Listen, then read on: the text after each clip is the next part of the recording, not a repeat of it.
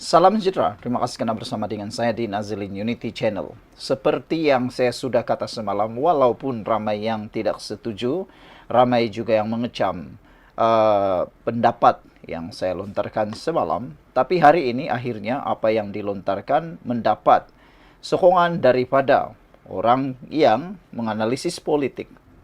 Semalam saya kata, apabila Dr. Shem meletakkan jawatan sebagai bendahari Perikatan Nasional, saya kata ada pengulas politik dan juga pemerhati politik menyatakan bahwa ada pergolakan dalaman berlaku dalam Perikatan Nasional.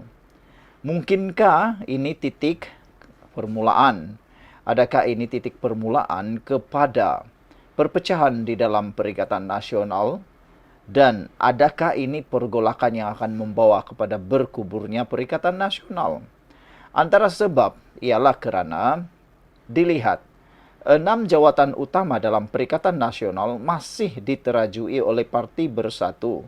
Meskipun Parti Bersatu dilihat merupakan parti komponen dalam Perikatan Nasional yang lebih lemah berbanding Parti PAS. Tiada yang dapat menafikan PAS lebih kuat berbanding Parti Bersatu di dalam Perikatan Nasional. Dari segi jentera, dari segi akar umbi, dari segi bilangan kerusi, PAS lah yang menguasai dalam Perikatan Nasional. 4 buah negeri pembangkang semuanya dikuasai oleh Perikatan Nasional. Parti Bersatu, entahlah, Anda boleh nyatakan sendiri. Jadi, dipetik daripada Sinar Harian, laporan ini menyatakan, artikel ini menyatakan bahwa adakah peletakan jawatan Dr. Shem ataupun Samsuri Ahmad, Menteri Besar Terengganu, adalah isyarat bahwa Perikatan Nasional sedang bergolak. Adakah dengan ini hanya tinggal menanti belah di pihak Perikatan Nasional? Peletakan jawatan Menteri Besar Terengganu Datuk Seri Dr. Ahmad Samsuri Mokhtar sebagai Bendahari Agung Perikatan Nasional agak mengejutkan terutama kepada ahli dan penyokong gabungan parti berkenaan. Tanpa sebarang ribut dan badai, pengumuman pelepasan jawatan secara tiba-tiba itu dibuat naib Presiden PAS berkenaan seperti yang dilaporkan portal rasmi PAS pada Rabu.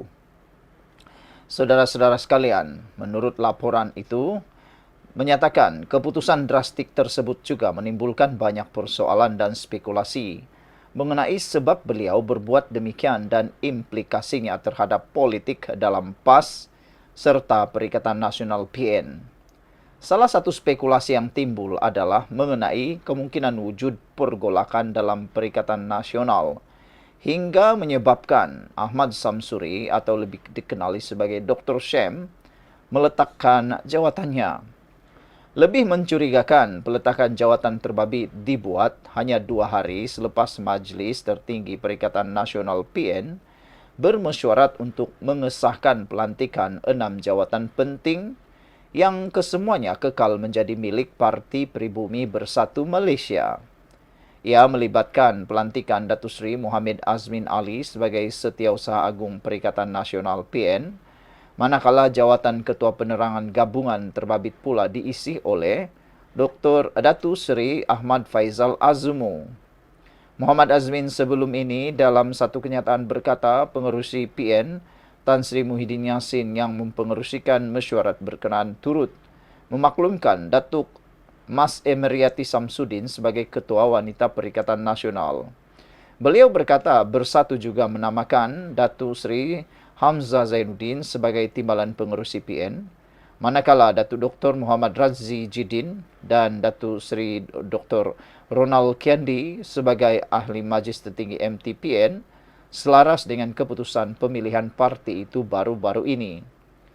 Jadi, adakah kerana tidak sebulu atau tidak bersetuju dengan pelantikan 6 jawatan tersebut yang membuatkan Ahmad Samsuri mengundur diri? Atau mungkin kerana beliau mahu memberi laluan kepada muka baharu dalam PAS untuk menggalas tanggungjawab berkenaan? Semua persoalan yang timbul hanya akan terjawab menerusi kenyataan lanjut daripada Ahmad Samsuri dan kepimpinan Perikatan Nasional PN. Seperti yang dilaporkan, kepimpinan PN dijangka akan mengeluarkan kenyataan rasmi berhubung perkara ini dalam masa yang terdekat. Apabila pendapat Anda, sila tinggalkan komen Anda. Kita jumpa lagi. Salam sejahtera, terima kasih karena bersama dengan saya di Nazilin Unity Channel. Ini pengakuan terkini Najib Tun Razak yang mengejutkan ramai orang. Dalam perbicaraan itu, Najib kata, saya tak paksa 1MDB sendiri yang mau pecat KPMG. Wah, itu kenyataan Najib Tun Razak. Najib Abdul Razak menafikan dia memaksa 1MDB untuk memecat KPMG sebagai juru audit bagi akaun dana kekayaan negara Malaysia tersebut.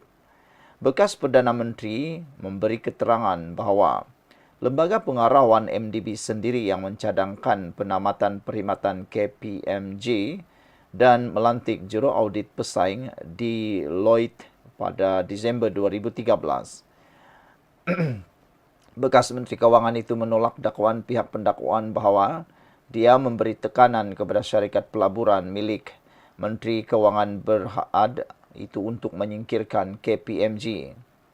Dakwaan itu adalah tidak masuk akal kerana terdapat surat daripada 1MDB yang menerangkan justifikasi untuk pemecatan KPMG dan pelantikan Deloitte Kasim Chan untuk menggantikan KPMG sebagai juru audit syarikat, kata Najib.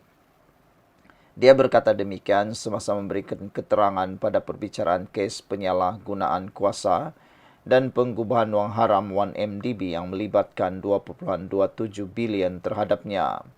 Najib juga berkata bukti daripada pihak pendakwaan sendiri, iaitu minit mesyuarat lembaga pengarah 1MDB bertarikh 11 November 2013 menunjukkan bahawa lembaga pengarahnya mengadu bahawa KPMG belum memulakan audit terhadap pelaburannya dalam Bridge Global Absolute Return Fund. Semasa prosiding di Mahkamah Tinggi Kuala Lumpur, Najib memaklumkan bahawa tarikh akhir untuk audit itu adalah pada 31 Mac 2013. Daripada perbincangan yang tercatat, jelas bahawa lembaga pengarah tidak begitu berpuas hati dengan cara KPMG melaksanakan audit yang dijalankan, katanya lagi. Saudara-saudara, Najib juga berkata dalam satu mesyuarat dengan juru audit KPMG, Johan Idris, pada 16 Disember 2013, pengarah 1MDB ketika itu, Chi Lodin Wok Kamarudin yang juga ahli jawatan kuasa audit dan pengurusan risiko lembaga pengarah agak tidak berpuas hati. Katanya Chi Lodin mengkritik KPMG yang dianggap tidak adil dalam meminta sesuatu yang tidak dapat disediakan oleh 1MDB. Najib yang juga bekas anggota Parlimen Pekan Pahang memberitahu perkara itu kepada Hakim Perbicaraan Colin Lawrence Quera. Dalam prosiding perbicaraan sebelum ini, Johan memberi keterangan bahawa Najib kelihatan mengganggu firma audit itu untuk meluluskan penyata kewangan 1MDB pada tahun 2013.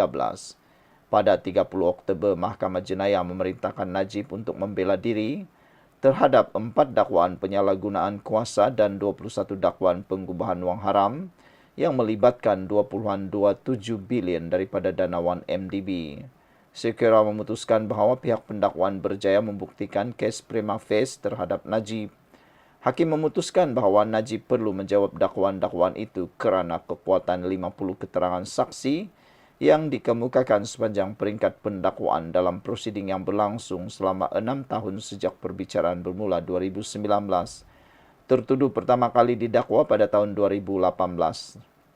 Sekian untuk kali ini. Jangan lupa tinggalkan komen Anda untuk isu kali ini. Isu kali ini panas, yaitu membabitkan pemecatan. Sekian untuk kali ini. Jangan lupa tinggalkan komen Anda.